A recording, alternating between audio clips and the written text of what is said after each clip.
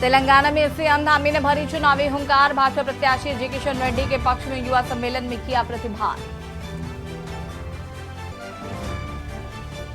अल्मोड़ा में जंगलों की आग की धुंध पिंजारी ग्लेशियर तक पहुंची। धुंध से वातावरण हो रहा प्रभावित, क्लाइमेट पर दिख रहा आग का असर। 2025 में ट्रेन से कर सकेंगे चारधाम यात्रा। ऋषिकेश से कर्णप्रयाग तक 125 किलोमीटर रेल लाइन तैयार। भारत की चीन सीमा से घटेगी दूरी, 500 मीटर रह जाएगी। 80 किलोमीटर की दूरी। चमोली से पिथौरागढ़ तक सड़क निर्माण शुरू। केदारनाथ की कपाट खुलने की तैयारी शुरू। बाबा की पंचमुखी विग्रह मूर्ति धाम के लिए हुई रवाना। आज रात प्रथम पड़ाव गुप्तकाशी में होगा प्रवास। केदारनाथ तीर्थ यात्रियों के लिए मौका। रद्द टिकटों की जगह बुकिंग के लिए आज खुलेगा पोर्टल। आप देख रहे हैं के न्यूज, खबरों का सारथी।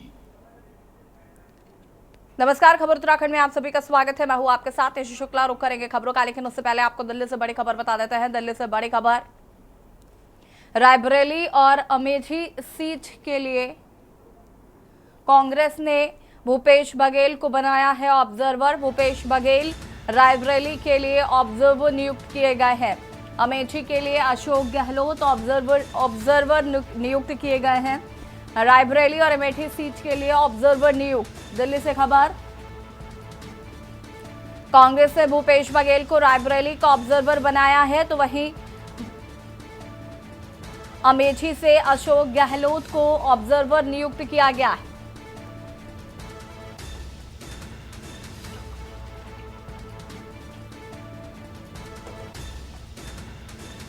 कांग्रेस से भूपेश बघेल को रायबरेली का ऑब्जर्वर किया नियुक्त। अमेठी के लिए अशोक गहलोत को ऑब्जर्वर बनाया गया है। कांग्रेस ने भूपेश बघेल को रायबरेली का ऑब्जर्वर किया नियुक्त। भूपेश बघेल रायबरेली के लिए ऑब्जर्वर नियुक्त किए गए हैं, तो वहीं अमेठी के लिए अशोक गहलोत ऑब्जर्वर नियुक्त किए गए हैं।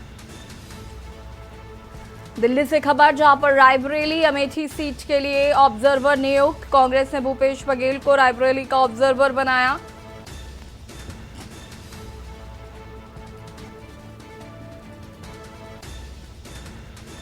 अमेठी के लिए अशोक गहलोत ऑब्जर्वर नियुक्त, तो वहीं रायबरेली के लिए भूपेश बघेल का नाम आया सामने।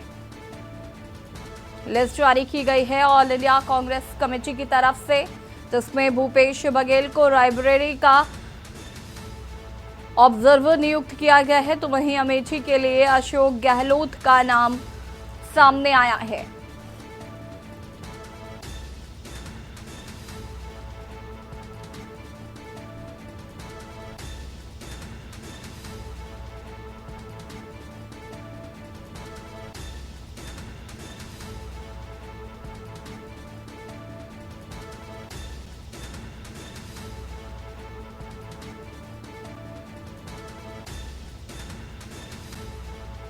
बड़ी खबर आपको हम बता रहे हैं दिल्ली से।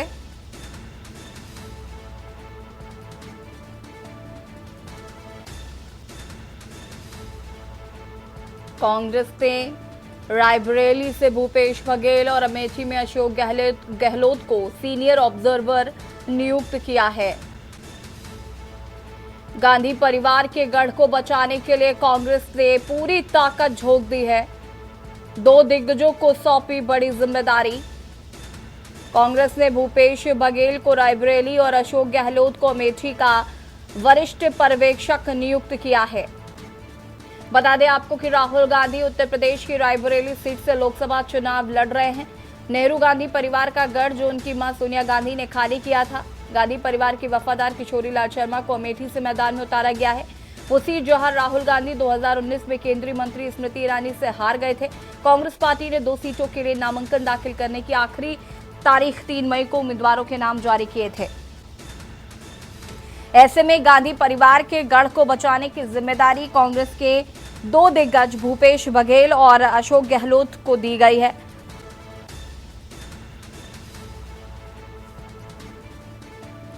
लोकसभा चुनाव के 5वें चरण में 20 मई को रायबरेली और अमेठी में मतदान होगा।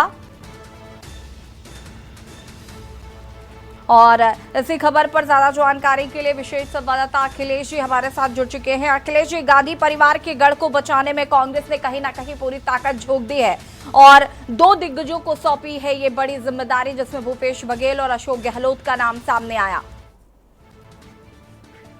बिल्कुल बिल्कुल, आपको बता दें कि जिस प्रकार कांग्रेस ने अमेठी और रायबरेली पर फिर से एक बार मजबूत दावेदारी ठोकी है। रायबरेली से राहुल गांधी के नामांकन के बाद लगातार ये चर्चा थी कि राहुल गांधी देश भर में चुनावी रैली कांग्रेस के प्रत्याशियों के लिए कर रहे हैं।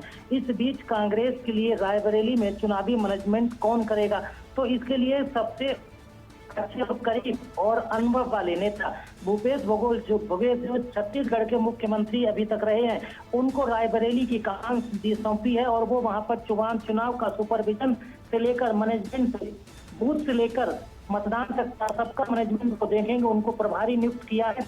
इसके साथ ही आपको बताते थे कि अमेठी लोकसभा सीट पर राजस्थान के मुख्यमंत्री रहे अशोक गहलोत को जिम्मेदारी दी गई, उनको भी वहां पर सुपरविजन के लिए, मैनेजमेंट के लिए, सबके लिए वहां पर प्रभारी नियुक्त किया गया है।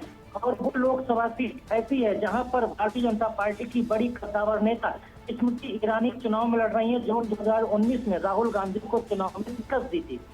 फिलहाल अगर अशोक गहलोत को भी एक मजबूत चुनाव और राजनीति का एक जादूगर भी कहा जाता है, तो शायद कांग्रेस की यही रणनीति रही होगी कि अशोक गहलोत एक पुराने नेता हैं, कांग्रेस के अधिकांश पदों पर वो रह चुके हैं, राजस्थान में वो कई बार मुख्यमंत्री रहे हैं और वो किशोरी लाल शर्मा जो कांग्रेस के कैंडिडेट के तौर पर अमेठी से चुनाव स्मृति ईरानी के सामने लड़ रहे हैं, उनके साथ भी उनकी ट्विनिंग पुराने राजीव गांधी के समय से ही बहुत अच्छी और सोनिया गांधी के समय भी वो तालमेल में रहे। शायद यही वजह है कि कांग्रेस ने वरिष्ठ नेता को वहां पर भेजने का काम किया, जिसमें अशोक गहलोत का नाम चल रहा था और उस पर फैसला भी हो गया। हम आपको बता दें कि अभी एक और हम अमेठी की बड़ी खबर आपको बताना चाहते हैं। कुछ ही देर पहले की घटना है कि कांग्रेस के कैंडिडेट अमेठी से चुनाव लड़ रहे किशोरी लाल शर्मा अभी अमेठी के केंद्रीय चुनाव कार्यालय कांग्रेस में मीटिंग कर रहे थे। उसी दौरान वहां पर 15-20 गाड़ियां उनकी लगी हुई थी जो चुनावी दौरे में चल रही हैं। अभी करीब 6 गाड़ियों पर हमला किया गया है, उसमें से अधिकांश गाड़ियों को तोड़ दिया गया है और ये बताया जा रहा है कि इसमें किसी विरोधी की साजिश है जिसने इन गाड़ियों को तोड़वाया। तो ये बहुत ही अपडेट बता रहा हूँ, ये मुश्किल से 5 से 7 मिनट पहले की घटना है।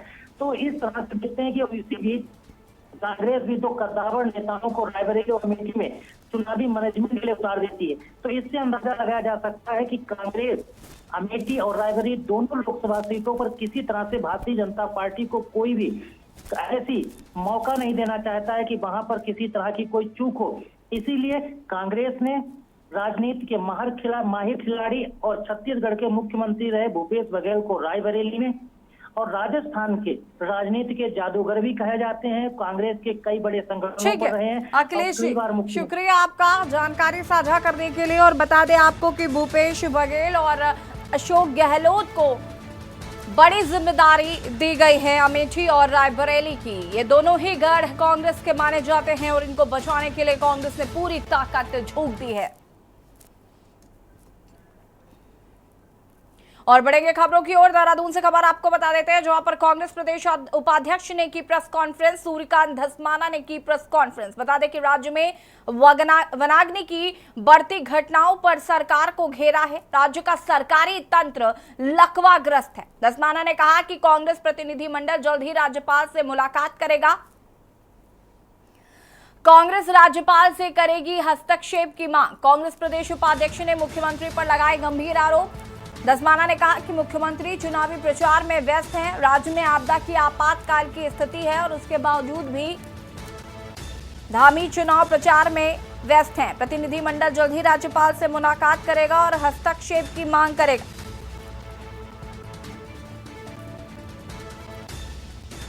बड़ी खबर आपको हम बता रहे हैं, सूर्यकांत धस्माना ने की प्रेस कॉन्फ्रेंस,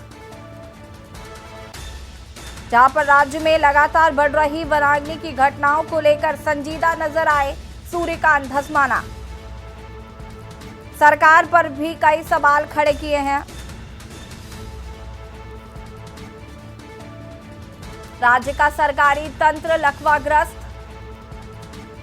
प्रतिनिधिमंडल जल्द ही राज्यपाल से करेगा मुलाकात।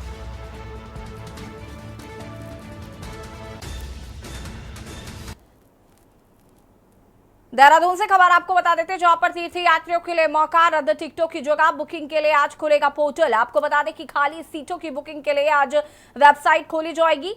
आईआरसीटीसी की खुलेगी आज वेबसाइट। तीर्थ यात्रियों के लिए ये एक बड़ा मौका।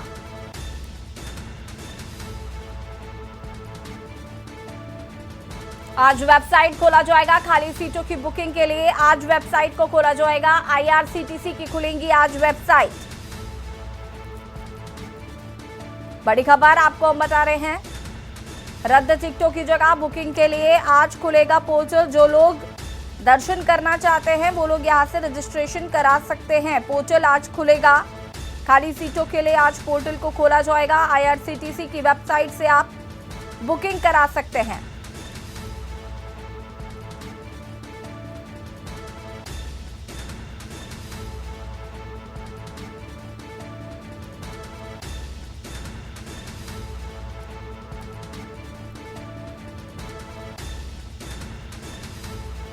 आईआरसीटीसी की वेबसाइट आज खुलेगी, जिस पर आप बुकिंग करा सकते हैं। खाली सीटों के लिए आज वेबसाइट को खोला जाएगा।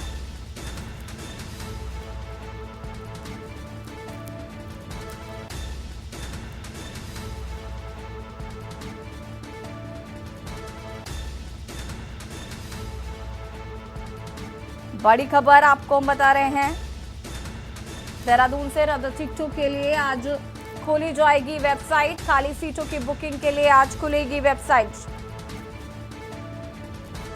यात्रियों के लिए ये एक अच्छा मौका।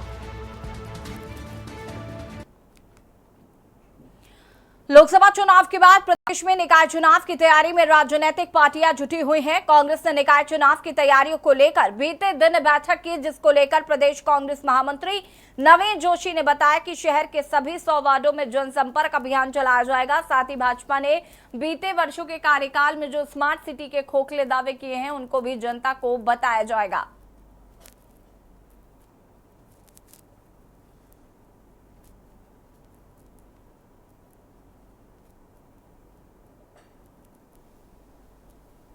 देखिए, नगर निकाय के चुनाव होने वाले हैं, तो हम लोगों ने पूरे देहरादून के 100 वार्ड में जन संपर्क अभियान हम लोगों ने किया है। तो उसमें हम लोगों से संपर्क स्थापित कर रहे हैं और कांग्रेस के लिए समर्थन मांग रहे हैं। जिस प्रकार से भारतीय जनता पार्टी ने अपने शासनकाल के अंदर देहरादून का कोई भी विकास नहीं किया, स्मार्ट सिटी के लिए करोड़ों रुपए आए जिससे स्मार्ट सिटी को डेवलपमेंट किया जाए, लेकिन उन्होंने कोई ऐसा डेवलपमेंट नहीं किया जिसको हम भारतीय जनता पार्टी की उपलब्धि कह सकें।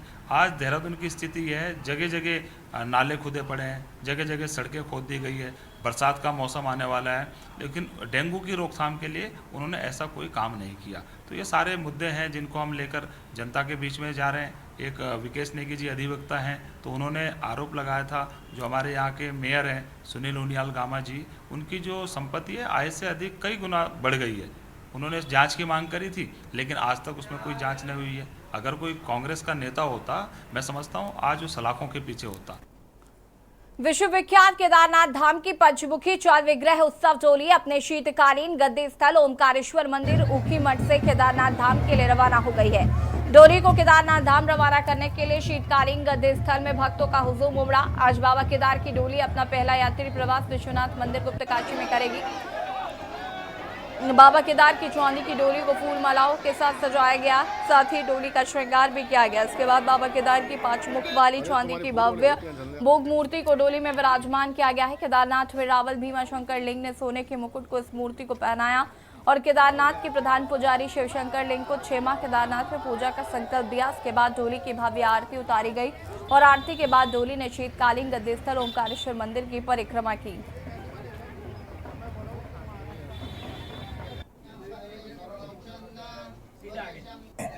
उसमें केदारनाथ का ज्योतिर्लिंग एक 11वें ज्योतिर्लिंग है।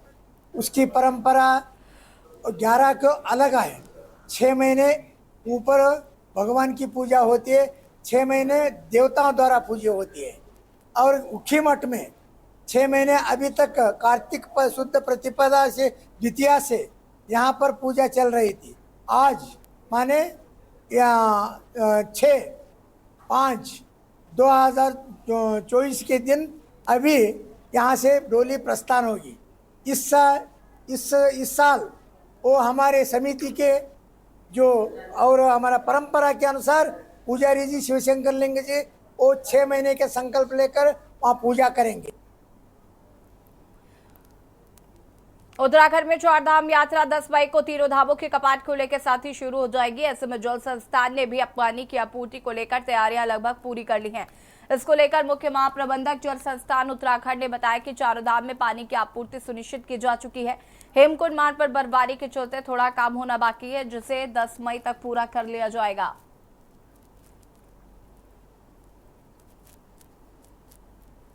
जा रहे हैं 4 धाम के लिए तो हमने काम पूरा कर दिया है। इसमें जितने भी पीटीएसपी और इसके अलावा हम लोग जानवरों के लिए चारी का इंतजाम करते हैं और टॉयलेट्स में पानी देने का वो सारे काम पूर्ण हो गए हैं। केवल हेमकुंड वाला 10 मई तक हो जाएगा। उसके रास्ते में अभी थोड़ा बर्फ है तो वो बचा है, सारे ही काम कंप्लीट हो। मैडम, शहर में पानी देवभूमि उत्तराखंड में जेडीएस सांसद के खिलाफ सियासत शुरू हो गई है। दरअसल महिला कांग्रेस ने देहरादून में विशाल जुलूस निकाला। इस दौरान भाजपा के सहयोगी दल जेडीएस के हसन लोकसभा सांसद प्रज्वल रेवन्ना को फांसी देने की मांग की गई है। उत्तराखंड महिला कांग्रेस की प्रदेश अध्यक्ष ज्योति रौतेला के नेतृत्व में यह मशाल जुलूस निकाला गया है। गांधी पार्क देहरादून से घंटाघर होते हुए कांग्रेस मुख्यालय तक यह मशाल जुलूस निकाला गया। इस दौरान महिला कांग्रेस की प्रदेश अध्यक्ष ज्योति रौतेला ने कहा कि भाजपा सरकार के राज में महिलाओं पर अपराध बढ़े हैं। प्रज्वल रेवन्ना ने हजारों महिलाओं का शोषण करा, लेकिन सरकार ने उसके खिलाफ कोई कार्रवाई न करते हुए उसे विदेश भेजने में सहयोग किया।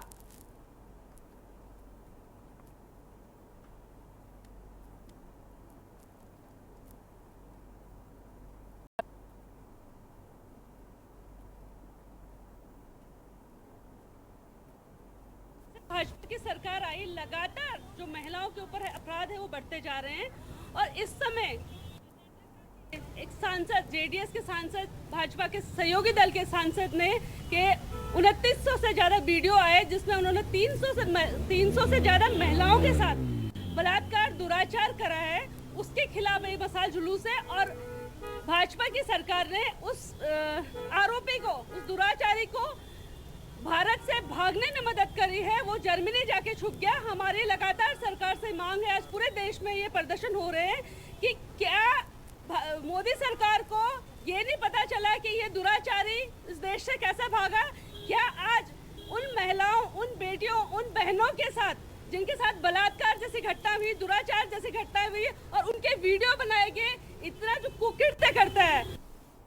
रामनगर त्रिपुरा इंद्रसेना रेड्डी गवर्नर रामनगर पहुंचे। बता दें कि त्रिपुरा के गवर्नर एन इंद्रसेन रेड्डी का एक दिवसीय दौरे पर विश्व प्रसिद्ध जिम कॉर्बेट नेशनल पार्क के सबसे चर्चित जोन जिकाला पर्यटन जोन में रात्रि विश्राम के लिए पहुंचे। गवर्नर एन इंद्रसेन रेड्डी देर शाम नैनीताल के राजभवन में रुके थे।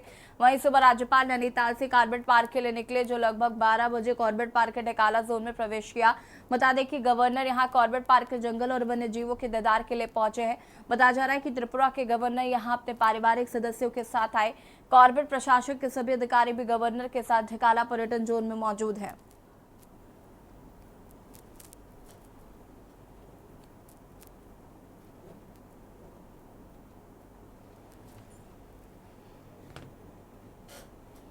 हर वर्ष की तरह इस वर्ष भी बड़े हर्षोल्लास के साथ विश्वनाथ जोगतशिला डोली यात्रा निकलने जा रही है। उत्तराखंड में प्रतिवर्ष चलने वाले विश्वनाथ जोगतशिला की 25वीं डोली यात्रा के उपलक्ष्य में राज जयंती वर्ष के उपलक्ष्य में उत्तराखंड में 1000 धामों को चिन्हीकरण का लक्ष्य है। वहीं रजत जयंती वर्ष के उपलक्ष्य पर 11 सूत्रीय कार्यक्रम के तहत ये कार्यक्रम पूरे वर्ष भर चलेगा। वहीं 16 मई से ये यात्रा शुरू होगी और 16 जून को गंगा दशहरा के उपलक्ष्य पर हरिद्वार में यात्रा का समापन होगा। पूर्व कैबिनेट मंत्री और यात्रा संयोजक मंत्री प्रसाद नथानी ने प्रेस वार्ता करते हुए कहा कि बाबा विश्वनाथ और जगदीशाला डोली यात्रा इस वर्ष अपने 25 साल पूरे करने जा रही। शिला डोली को मना रहे हैं। इसमें हमारा पूरे साल भर 11 सूत्रीय कार्यक्रम चलेगा, जो विभिन्न महीनों में अलग अलग रक्तदान शिविर से लेकर के खेतों के जड़ी बूटी चिन्हीकरण से लेकर के नशा मुक्ति के से लेकर के जल संरक्षण से लेकर के वृक्षारोपण से लेकर के और जो भूमि इस समय खरीद फरोख्त हो रही है पूरे प्रदेश की, इसको बचाने के लिए ये पूरा इस वर्ष जो है हम इस यात्रा को चलाएंगे। पौड़ी मुख्यालय से सटे जंगलों में आग लगने का सिलसिला थमने का नाम नहीं ले रहा है। बीते दिन टेका रोड पर भीषण आग के बाद अब एसएसबी प्रशिक्षण केंद्र से सटे कमिश्नर आवास के समीप जंगल में आग लगने की घटना सामने आई। आग इतनी भयावह थी कि चारों ओर धुआं ही धुआं दिखाई दे रहा था। सूचना मिलने पर फायर ब्रिगेड, एसएसबी, वन विभाग की वाटी टीम ने मौके पर पहुंचकर मोर्चा संभाला।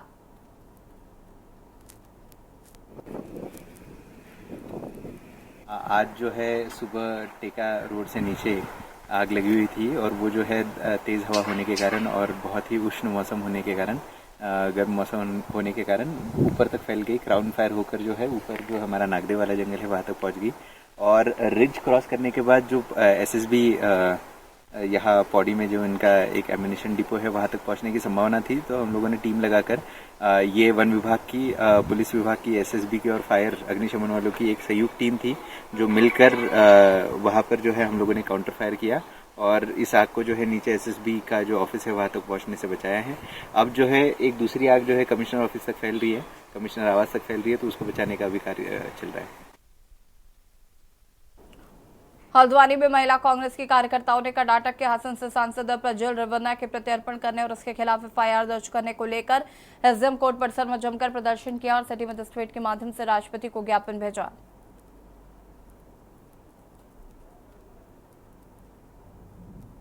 कर्नाटक के हासन संसदीय क्षेत्र से सांसद प्रज्वल रेवन्ना जी के जो 500 से अधिक मामले आप लोग हम सभी देख रहे हैं, टीवी सभी जनता देख रही है कि किस तरीके से अश्लील वीडियो और महिलाओं के संग उत्पीड़न के मामले उनके सामने आ रहे हैं, जो पूरे देश भर के लिए काफ़ी ही निंदनीय घटना है। क्योंकि हमारे महिलाओं का जहां हम उसके न्याय की बात करते हैं, दिन प्रतिदिन उनके संग शोषण और बढ़ता जा रहा है, कहीं भी महिलाएं सेव नहीं है। और भाजपा सरकार जो बेटी बचाओ बेटी पढ़ाओ का नारा देती है, उसी के कार्यकर्ताओं द्वारा महिलाओं के संग उत्पीड़न किया जाता है, उनका शोषण किया जाता है, बलात्कार किए जाते हैं। आज हमारे कर्नाटक राज्य के एक हासन संसदीय क्षेत्र है, वहाँ से हमारे सांसद रहे प्रज्वल रेवन्ना, उनके द्वारा कम से कम 2-3 हज़ार महिलाओं के यौन उत्पीड़न के अश्लील वीडियो और यौन उत्पीड़न के वीडियो जो मिले हुए हैं, उससे सारी महिलाओं में आक्रोश है। पूरे हिंदुस्तान देश भर में आक्रोश है। सारे लोगों ने जगह जगह इसके लिए विरोध किए हैं, कहीं मशाल जुलूस जला के विरोध किया है। कल हमने भी इसी क्रम में यहाँ पर हल्द्वानी में मशाल जुलूस जला के अपना खेद व्यक्त किया था। और खबर उत्तराखंड में फिलहाल इतना ही। देखते रहिए न्यूज़ इंडिया। नमस्कार।